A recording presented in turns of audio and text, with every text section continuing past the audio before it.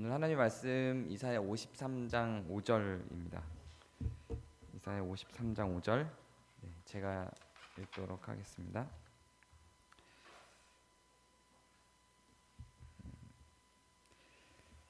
그가 찔림은 우리의 허물 때문이요 그가 상함은 우리의 죄악 때문이라. 그가 징계를 받음으로 우리는 평화를 누리고 그가 채찍에 맞음으로 우리는 나음을 받았도다. 아멘. 네.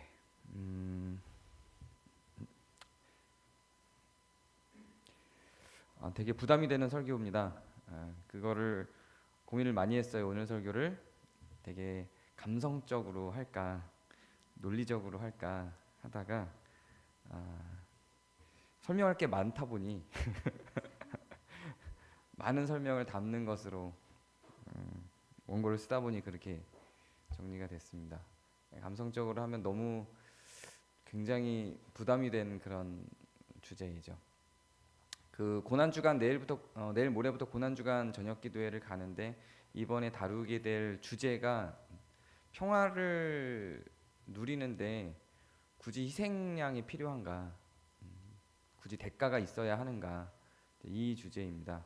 우리는 어떤 마음의 부담을 떨치기 위해서 사실은 아무 대가 없이 평화가 도래하기를 바라죠. 그래서 아무 대가 없이 평화가 도래하면 나도 희생하지 않아도 되고 다른 사람이 희생하는 것에 대한 내 마음의 부담을 안 가질 수도 있고요. 그러니까 그게 우리가 다 원하는 바인 겁니다. 만약에 평화에 반드시 대가가 필요하다고 가정을 하면 내가 희생해야 된다라는 부담도 가져야 되고 그리고 누군가가 희생하는 것을 내가 지켜보는 부담도 가져야 돼요. 되게 불편해지는 거죠. 그래서 우리는 이런 불편한 현실을 피하고자 아무도 희생하지 않는 구조를 만들기를 굉장히 원합니다. 그러나 사실 그것은 가능하지 않습니다. 오늘은 그 이야기를 하는 그 논리적인 시작의 성경적 전개를 좀 나누고자 합니다. 어떤 측면에서는 성경의 기독교 기본 교리들이 오늘 다 들어갈 수도 있어요. 이게 기독교의 핵심 교리라고 저는 생각이 드는데요. 원래 창조의 첫 번째 원리는 평화였습니다. 평화는 굳이 만들어야 되는 게 아니고 그냥 원래 도래에 있는 것이고 그것이 창조를 할 당시에 그냥 당연한 것으로 받아들여지는 것이었죠. 그래서 그 평화를 우리가 막 노력해서 성취해야 되는 건 아니었습니다. 아마 에덴 동산의 초기에는 그러한 것들이었겠죠. 그런데 죄가 들어오면서 평화는 깨졌습니다. 죄가 들어오면서 인간은 자기만을 생각하게 되었고 내 뼈 중에 뼈요 살 중에 살이라고 소개했던 하와를 죽음 가운데로 몰아넣기로 결정하는 아담의 모습을 보기도 하고요. 피를 나눈 형제인 아벨을 실제로 죽음으로 몰아넣는 가인을 보기도 합니다. 그러면서 평화는 깨어지게 됩니다. 그리고 그 깨어진 평화 속의 세상들을 성경은 적나라하게 보여줍니다. 가족들끼리 죽이고 자기가 힘을 갖기 위해서 아버지의 왕권을 찬탈하기를 계획하고 가장 사랑했던 사람을 죽이기 위해서 모든 힘을 동원하는 이런 일들을 우리가 성경의 이야기들을 통해서 봅니다.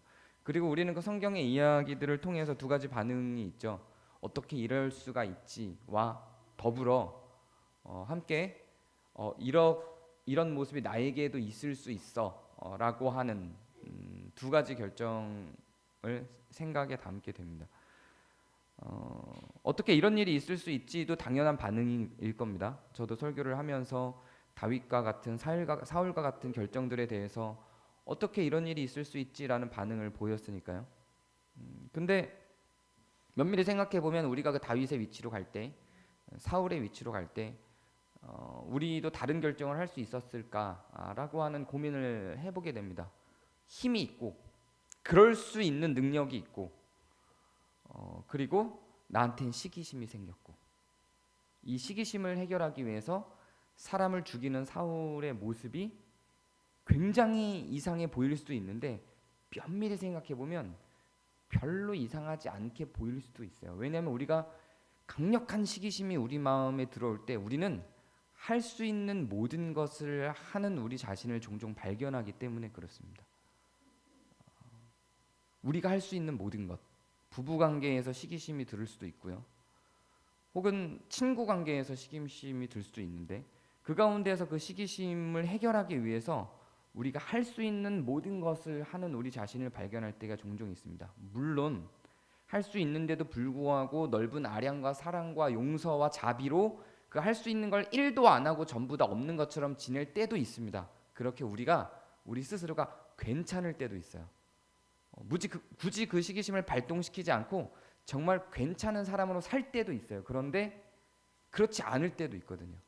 그렇지 않고 어떨 때는 그 작은 시기심을 해결하기 위해서 우리의 모든 힘을 다 동원할 때도 있는 거예요.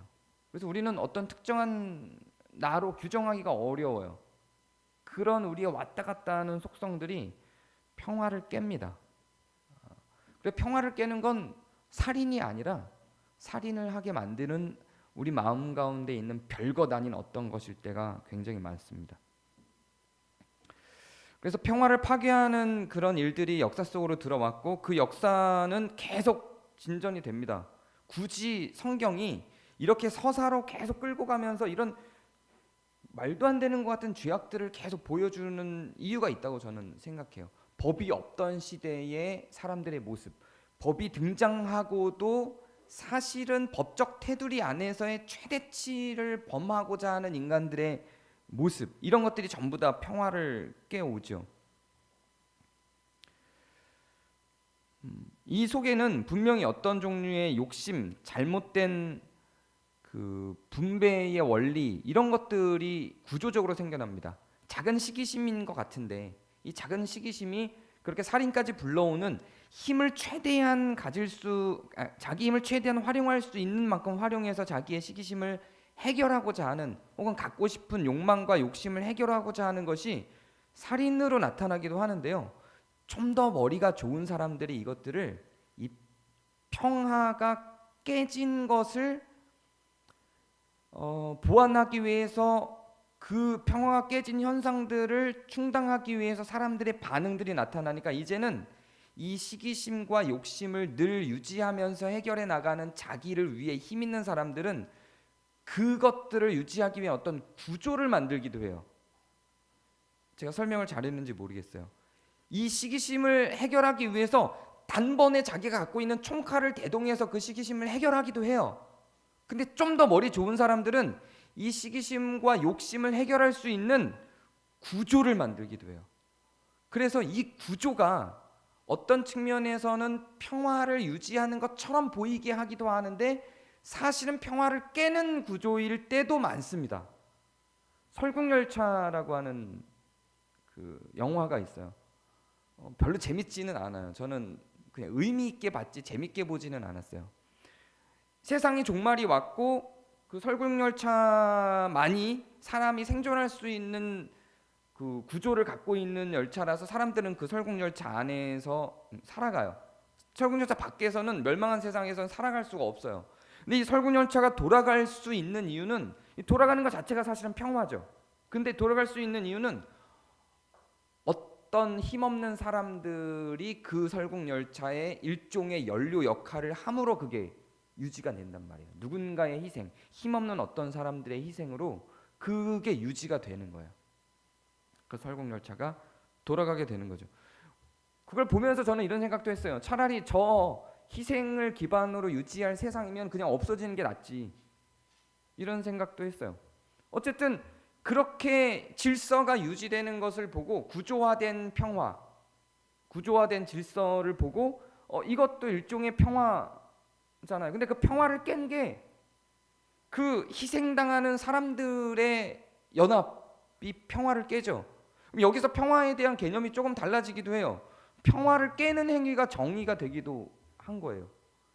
그래서 그럼 이게 어떤 게 평화야? 이런 고민의 지점에 가게 되는 거죠. 그 작은 희생, 그 연료를 돌리기 위해서 그 연료칸에 들어가 있는 조그만 아이들의 힘없는 희생, 그것들을 통해서 평화는 유지가 돼요. 근데 유지됐던 평화를 이 희생양을 만들어내는 힘없는 사람들의 연합체가 평화를 깨면서 이 유지되던 평화가 없어지는 거예요. 그럼 어떤 게 평화인 건가요? 어떤 게 진짜 평화인 건가요? 고민이 많이 될 수밖에 없는 지점이 있죠. 진짜 평화는 사실상 태초의 평화, 사실 어떤 희생양도 없는 평화일 겁니다. 근데 희생이 없이 평화가 만들어지지 않는 사례들이 너무 많아요. 특히나 우리가 읽은 오늘의 말씀을 보면 이렇게 아예 말하고 있어요. 그가 징계를 받음으로 우리는 평화를 누린대요. 불편하죠. 너무 불편해요.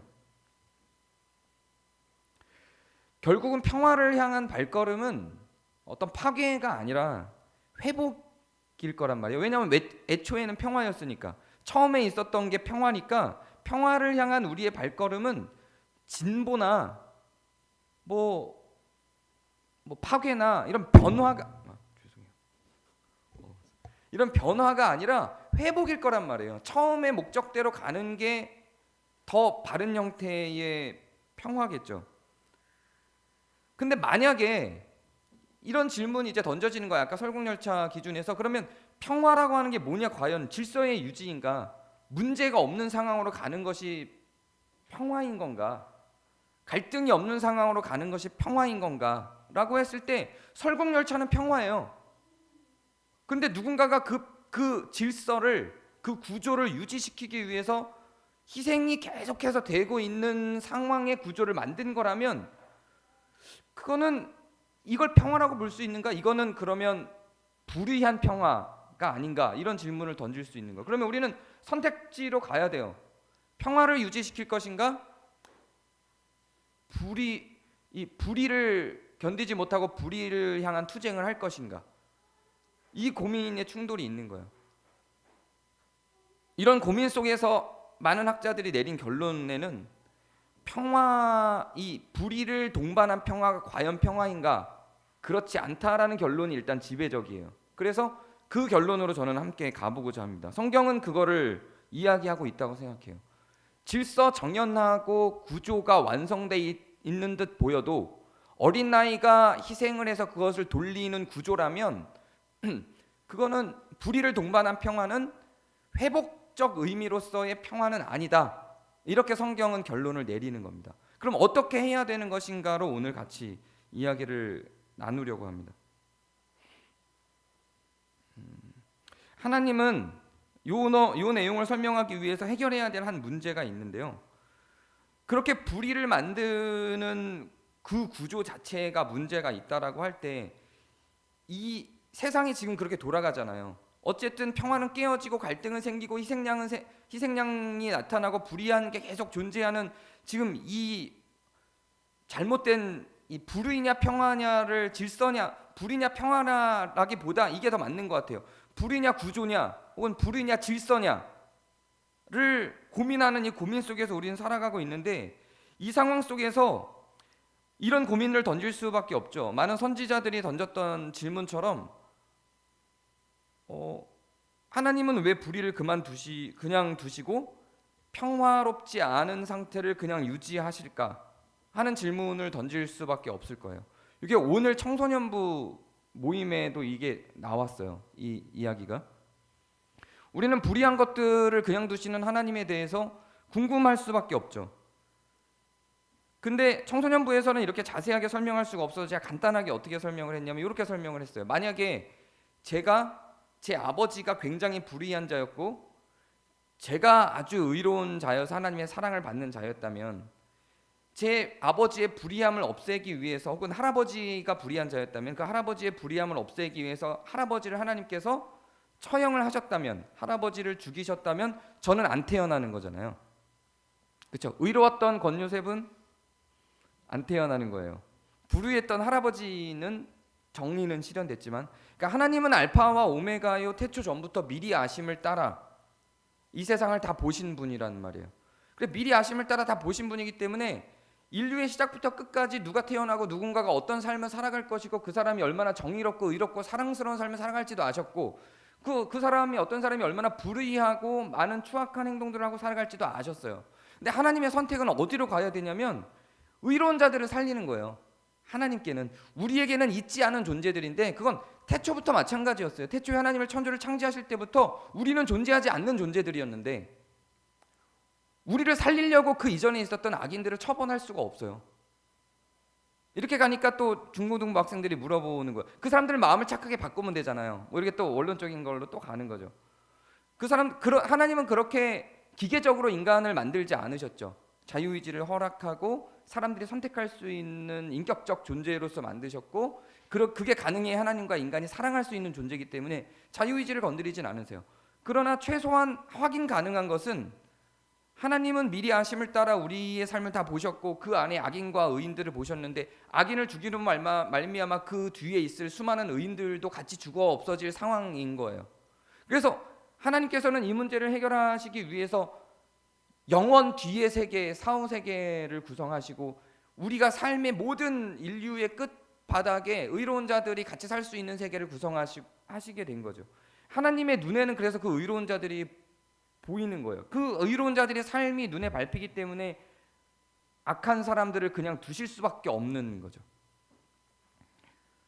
그래서 처벌이라고 하는 거는, 심판이라고 하는 건 그래서 시시각각 그 시간부로 일어날 수 없는 거예요. 악한 사람들이 죄를 지을 때마다 그 죄를 다 처단하고 그 사람들을 다 죽이고 멸망 가운데로 보내버리면 그 뒤에 있을 수 있는, 하나님이 사랑을 충분히 받고 이 세상을 이롭게 할 수 있으며 하나님을 사랑하는 수많은 사람들도 같이 소멸되고 없어질 것이기 때문에 그거를 바꾸지 않고 두시는 거죠. 그리고 사랑하는 사람들이 끝까지 살아남을 수 있도록 하신 겁니다. 그래서 그 사랑하는 사람들을 살게 하기 위해서 불의한 자들도 살게 두신 거죠. 그게 지금 우리가 살아가고 있는 세상입니다.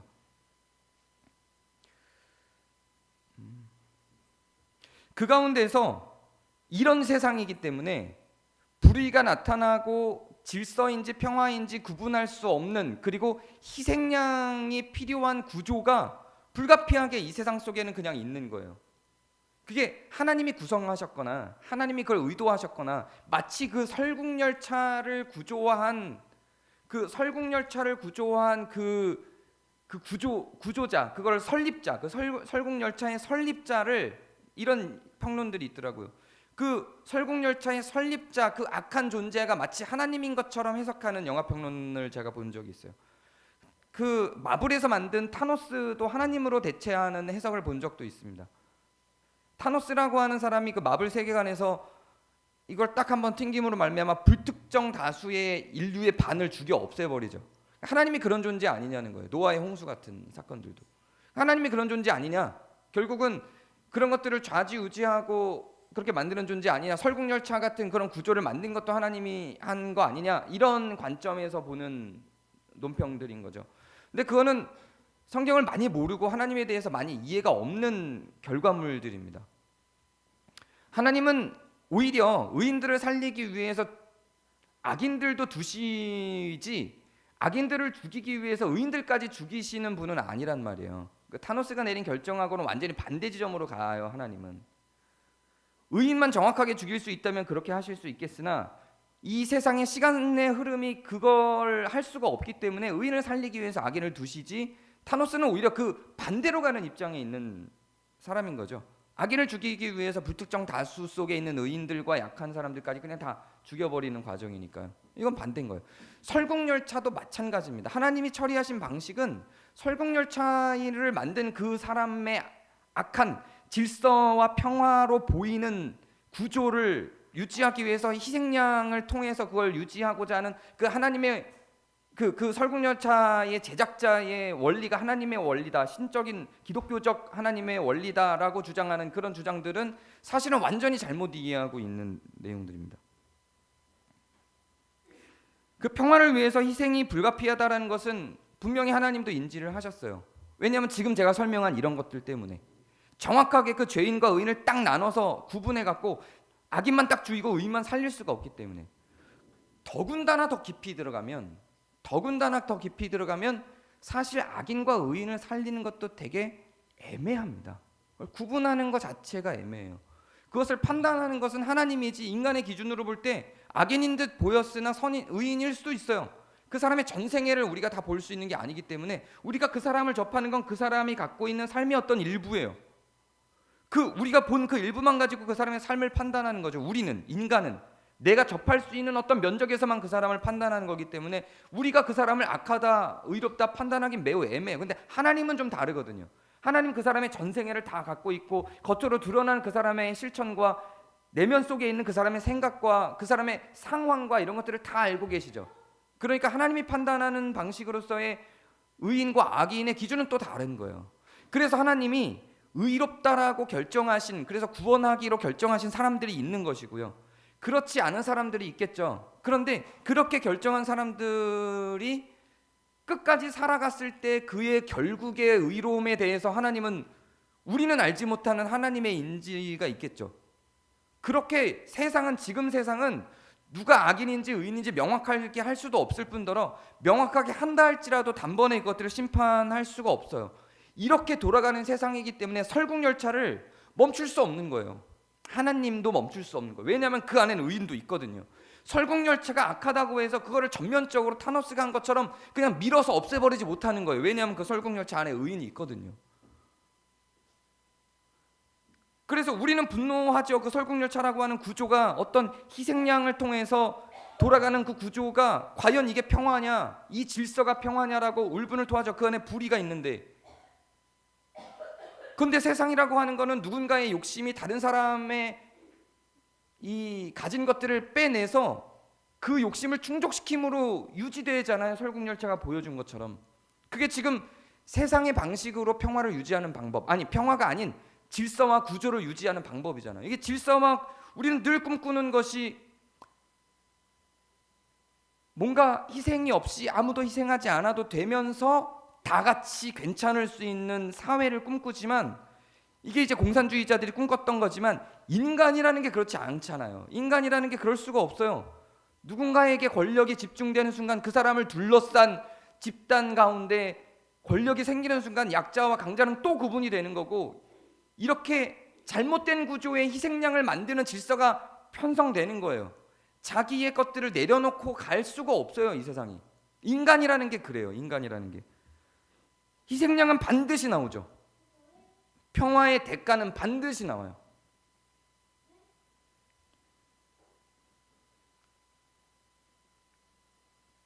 그래서 하나님은 그 평화의 대가를 처리하기로 결정을 하셨어요. 어떻게 처리하기로 결정하셨냐면, 평화에 대한 대가를 질 수 있는, 정말 감당할 수 있는 사람이 있는지를 보니까 없는 거예요. 인간 중에는 없는 거예요. 그래서 하나님이 오직 하나님 자기만이 그것을 감당할 수 있다고 판단했기 때문에 하나님 자기가 그것에 대한 희생양이 되기로 결정을 하시고, 인간이 되어서 예수라는 이름으로 내려오셔서 그가 구원자가 되시고, 그가 그 대가로 십자가에 못 박혀서 돌아가심으로 영원한 평화에 대한 희생은 그것으로 끝낸 거예요. 영원한 세상, 우리가 죽어서 가는 저 영원한 세상에서의 평화를 위한 희생양은 그리스도의 죽으심으로 그렇게 대가를 지불하고 끝낸 거예요. 그래서 그분을 평화의 왕이라고 부르기도 하고 어린 양, 희생양이라고 그분을 부르게 되는 거죠.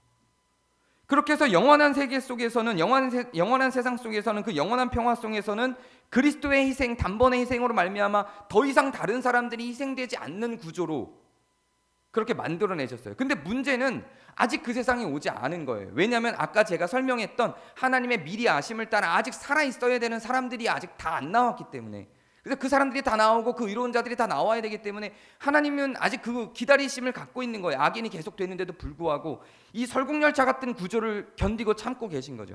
그러면서 이렇게 얘기하시는 거예요. 하나님이 자기의 희생으로 말미암아 그 영원한 피해에 대한 평화를 보장해 주신 것처럼, 내가 너희를 사랑한 것 같이 너희도 서로 사랑하여 내가 내 십자가를 진 것 같이 너희도 너희 십자가를 지고 나를 따라오라고 하면서 하나님이 희생하신 방식을 우리에게도 전가를 시키신 거예요. 전가를. 그래서 우리한테도 그런 어떤, 지금 저 영원한 세계 속에서는 하나님이 그리스도로 말미암아 처리해내신 그 역할과 일을 이 설국열차 안에서 우리가 살아가고는 이 세상 안에서는 그 역할을 우리에게 부여를 하신 거예요.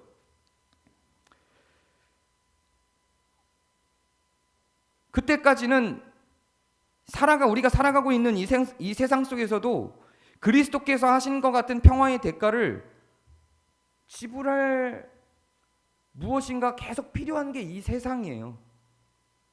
그게 없이는 돌아가지를 않아요. 죄송하지만 우리가 꿈꾸는 것과 현실이 너무 달라요.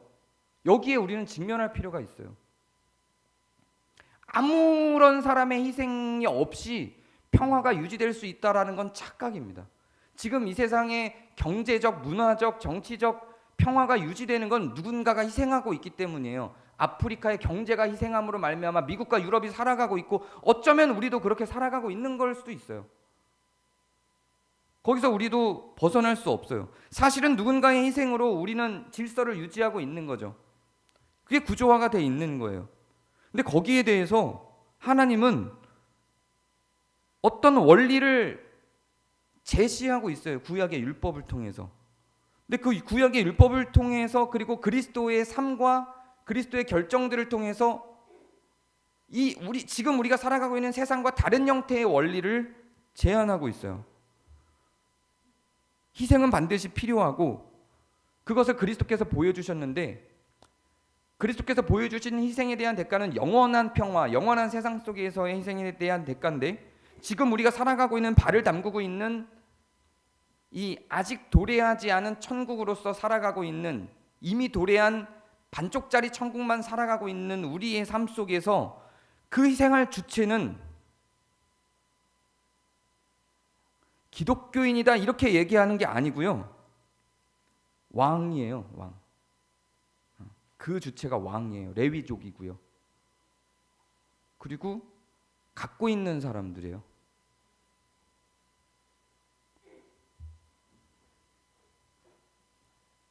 미안하지만 여기에는 고아와 과부가 없어요. 이 희생에는. 이런 논리에 대해서 어떤 학자들은, 아주 많이 진보적인 학자들은 이렇게 이야기하기도 해요.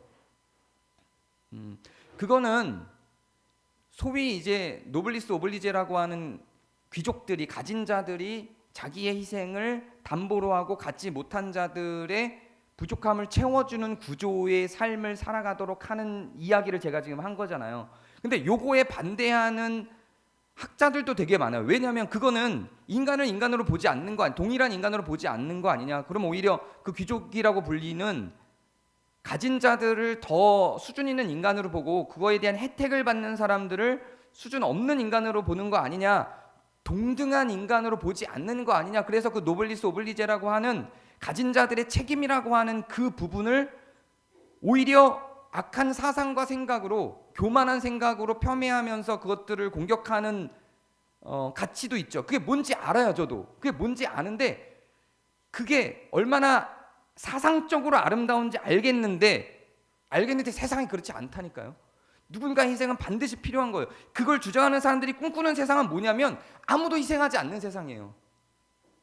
아무도 희생하지 않는 세상, 아무도 희생하지 않아도 되는 세상, 그걸 꿈꾸고 하는 말이에요, 이게. 근데 그럴 수가 없다는 거예요.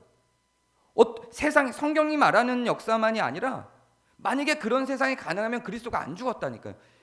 성경이 말하는 역사만 아니라 실제 역사를 한번 보세요.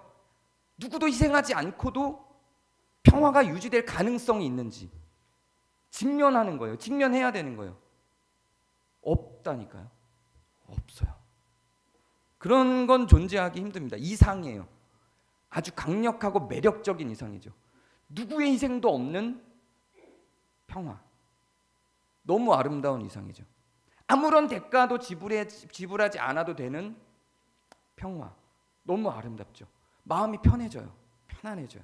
나도 희생하지 않아도 되고, 나도 대가를 지불하지 않아도 되고, 그 누구도 대가를 지불하지 않아서 다른 사람들도 대가를 지불하지 않기 때문에 나도 마음의 부담을 갖지 않고 서로 피차간에 대가를 지불하지 않고 살아도 되는 세상. 그런 세상과 그런 생각은 결국 설국열차를 돌리는 어린아이를 만들어냅니다. 어떻게든지 만들어냅니다.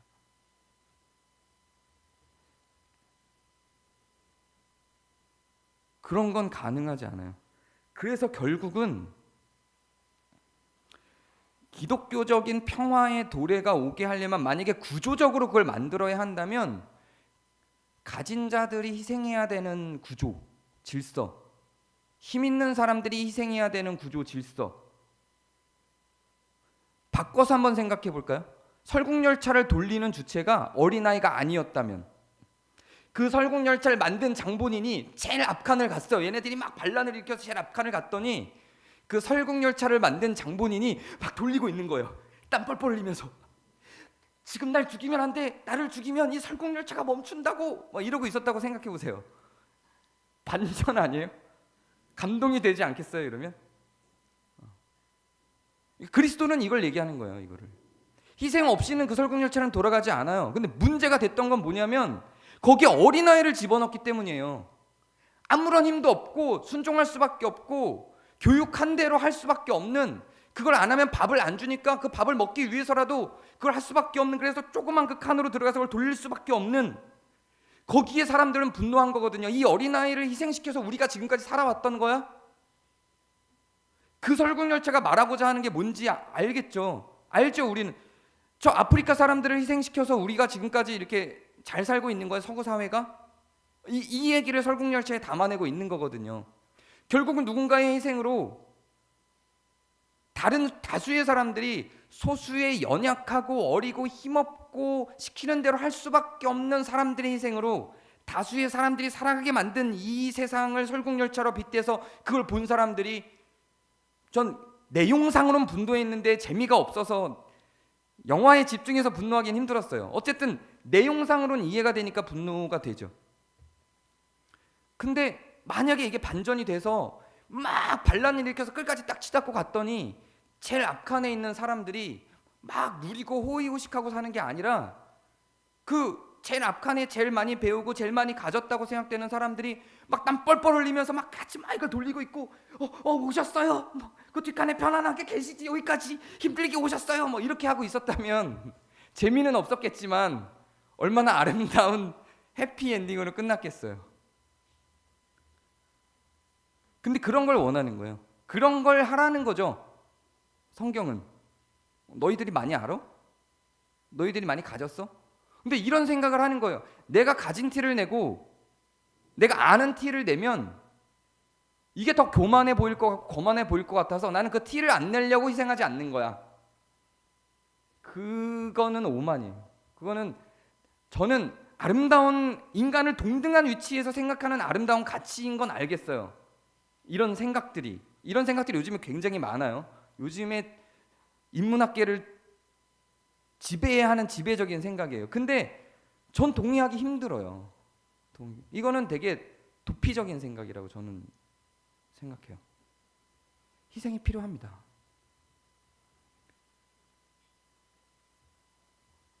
근데 그렇지 않은 게 문제죠. 설국열차가 현실인 게 문제인 거지, 재미없어도 막판에 반전이 제가 말한 것처럼 됐다면 아름다운 희생인 거죠. 그래서 그리스도는 우리한테 그렇게 이야기한 거예요. 너희의 십자가를 지고 나에 따라오라. 어떤 사람한테는 무거운 십자가를 들 수 있는 능력이 있겠죠. 어떤 사람들은 십자가가 아니라 십자가를 지팡이 삼아서 가야 되는 사람도 있겠죠. 어떤 사람은 이만한 십자가를 짊어지고 따라와 이러고 갈 수 있는 사람도 있겠지만, 어떤 사람은 요만한 지팡이 같은 십자가 이렇게 지고 자기가 오히려 그 십자가에 의지해서 가야 되는 사람도 있겠죠. 그렇게 다양한 거예요. 자기의 십자가는 다 다르거든요. 근데 이런 걸 싫어한 거죠. 성경은 이렇게 얘기하는 건 아니라는 거예요. 세상의 구조는 자꾸 이렇게 가는데 자기의 십자가를 지는 게 아니라 자기의 명령을 들을 수밖에 없는 사람들을 위해 짊어지어주고 앞장서서 내 십자가를 너희들이 지고 나를 따라와라라는 게 이제 이 세상의 질서를 유지하는 방식이니까 그거를 공격하고 그게 아니라는 거죠. 그래서 과부와 고아는 성경 어디에도 너희들이 뭘 내놔 이렇게 하는 장면이 없어요. 다 사람들에게 과부와 고아를 위해서, 여기서 과부와 고아는 약한 사람들에 대한 대명사인 거죠. 너희들이 과부와 고아를 위해서 베풀어 너희들 걸 뽑아내, 너희들 거를 그들을 위해서 써, 이렇게 되는 거죠.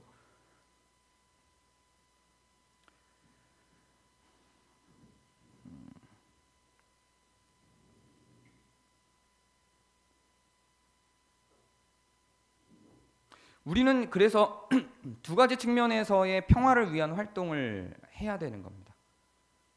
먼저 저는 자기 자신을 파악하는 것도 되게 중요하다고 생각해요. 이런 설교를 하면요 정말 가끔 정말 죄송해요 이런 표현을 써서 이게 해당되는 사람들도 있을 수도 있어서 자기가 거기에 해당된다고 생각하는 사람들도 있을 수도 있어서 되게 마음이 아픈데 죄송한데 정말 쥐뿔도 없는 사람인데 이 책임감을 느끼는 사람도 있어요.